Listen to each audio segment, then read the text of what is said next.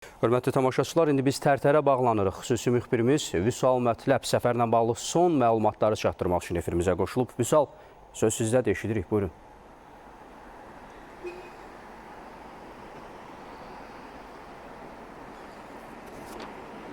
Axşamınız xeyir Mümtaz. Bəli, sizin də xəbər verdiyiniz kimi bugün Prezident İlham Əliyev Tərtər və Ağdərə rayonlarında səfərdə idi və bu səfərin xülasəsinə ondan başlayaq ki, indi ərazisində dayandığımız Tərtər rayonu 1-ci Qarabağ müharibəsindən 2-ci Qarabağ müharibəsinə qədər, eləcə də 44 günlük Vətən müharibəsinin davam etdiyi günlərdə işğalçı ordunun hədəfində idi.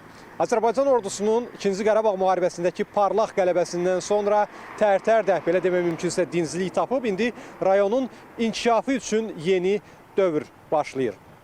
Bugün Prezident İlham Əliyev Tərtərdə elektromexanika zavodunun açılışında iştirak etdi, hansı ki bu zavod 1976-cı ildə Ulu Öndər Heydər Əliyev tərəfindən əsası qoyulmuşdu və 1978-ci ildə ümummilli lider həmin zavodun açılışında şəxsən iştirak etmişdi.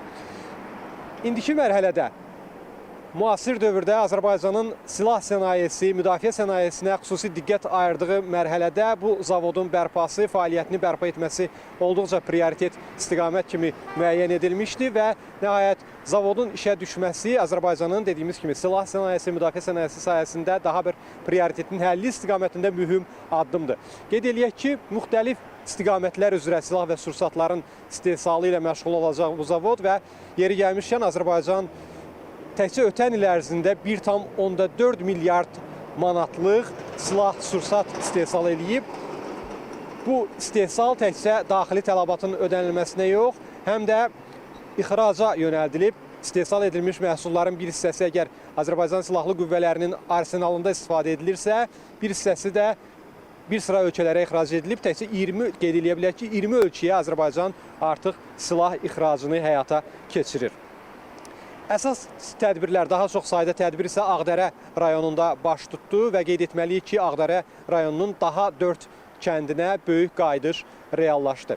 Buna qədər Ağdərənin 5 kəndində artıq məskunlaşmışdı ev sahibləri, keçmiş məcburi köçkünlər. İndi isə daha 4 kəndin sakinləri də öz doğma yurd yuvalarına qayıtmış oldular. Bunlar Çapar kəndi, Heyvalı, Çıldıran və aşağı Orataq kəndinin sakinləri idi. Prezident hər bir kənddə ayrı-ayrı olduğu mənzillərə baş çəkdi və daha sonra isə aşağı Orataq kəndində hər 4 kəndin sakinləri ilə görüşdü. Eyni zamanda Qozlu Körpü su elektrik stansiyasının açılışı oldu və bu stansiyada Azərbaycan dövlətinin bölgənin generasiya güclərindən istifadə ilə bağlı prioritetinin realizə olunması istiqamətində daha bir addım idi. Yeri gəlmişkən artıq bu bölgədə Qarabağ və Şərqi Zəngəzurda 38 su elektrik stansiyasından bu 5 il ərzində 308 megavata qədər enerji əldə edilir.